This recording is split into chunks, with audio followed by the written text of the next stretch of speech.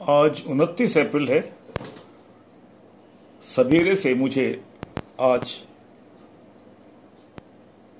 प्रियंका गांधी और रॉबर्ट वड्रा की कहानी तो आ रही है दिमाग में, लेकिन मेरे को सबसे ज़्यादा गुस्सा नरेंद्र मोदी और उनके और इस गवर्नमेंट के एक बहुत बड़े मिनिस्टर के ऊपर आ रहा है।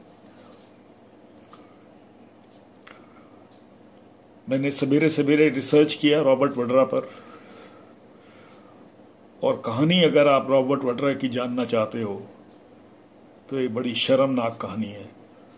शर्मनाक कहानी भारतीय जनता पार्टी के लिए है, कांग्रेस पार्टी के लिए है, और वो सारे लोग जो कल से बोले जा रहे हैं कि ये हुआ है। मैं उनसे एक सवाल पूछ रहा हूं, अभी तक रॉबर्ट वड्रा की गिरफ्तारी क्यों नहीं हुई? अभी तक रॉबर्ट वड्रा की गिरफ्तारी क्यों नहीं हुई? इस सवाल का जवाब किसी को देना पड़ेगा। यह हर चीज के अंदर आप सुप्रीम कोर्ट को लाएंगे या आप अपनी जिम्मेदारी नहीं हटाएंगे? नरेंद्र मोदी बोलते हैं ना खाऊंगा ना खाने दूंगा। अरे आप क्या खाओगे ना खाने दूंगा? क्या खाने दूंगा ना खाने दूंगा? इस आदमी की जरा आप शक्ल देखो दोस्तों। मैं चाहता हूं आप जरा थोड़ा करीब से देखें तो और भी अच्छा है। इस आदमी का नाम है रॉबर्ट वड्रा। ये मुरादाबाद में एक छोटी सी दुकान में बैठा हुआ है और ये पर्स बेच रहा है वहां पे। भारत का दामाद, सोनिया गांधी का दामाद, और जिसके ऊपर कांग्रेस पार्टी इतना बोल बोल के कह रही है कि रॉबर्ट वड्रा को तंग मत करो।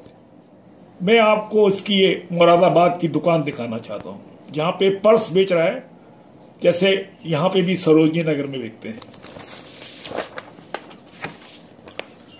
ये कहानी तब की है जब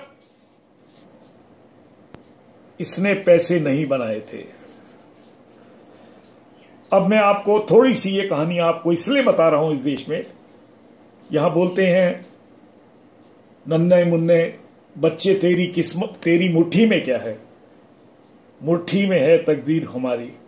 आओ जरा मैं पढ़ के बताता हूं कि क्या क्या रॉबर्ट वड्रा की जेब में पहले ही पहुंच चुका है।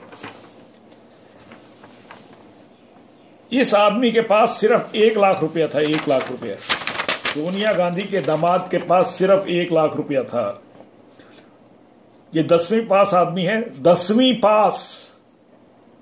आप सुनते हैं, आप अपने घर में ड्राइवर या नौकर भी 10वीं पास नहीं रखोगे। ये 10वीं पास आदमी है जो आपके सामने बैठा हुआ है। और इसने क्या किया है देखिए। Skylight hospitality private limited director, blue breeze trading private limited director, दोनों की दोनों नवंबर 1, 2007 को। स्काईलाइट रियल्टी प्राइवेट लिमिटेड का डायरेक्टर नवंबर 16, 2007। रियल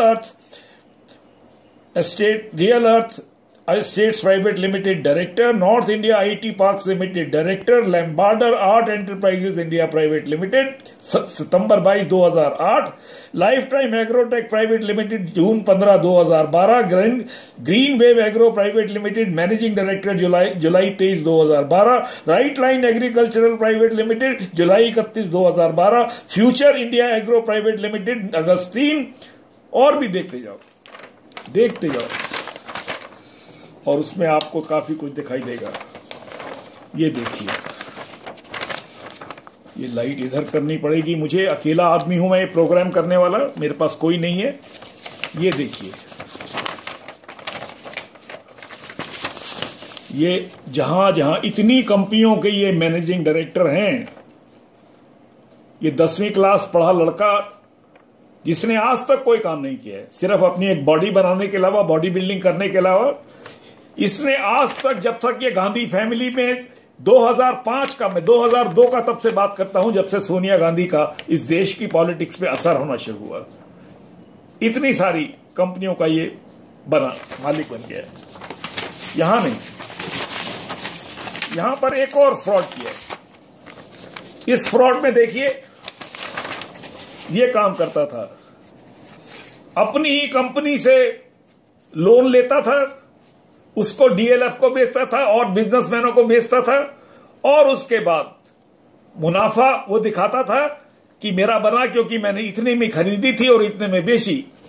जहां इसकी गिरफ्तारी बनती है, नरेंद्र मोदी जी, जिन कंपनियों ने उसको लोन दिया था वो भी रॉबर्ट वड्रा की थी, जिस कंपनियों को लोन वापस किया वो भी रॉबर्ट वड्रा की थी, और खरीदने वाले वही थे जो सोनिया गांधी के करीब आने की पूरी कोशिश करते थे और राहुल गांधी और सोनिया गांधी के बहुत करीब थे। इसके बाद सैकड़ों करोड़ों का किस तरह घपला हुआ मैं आपको अगली बार में बताऊंगा।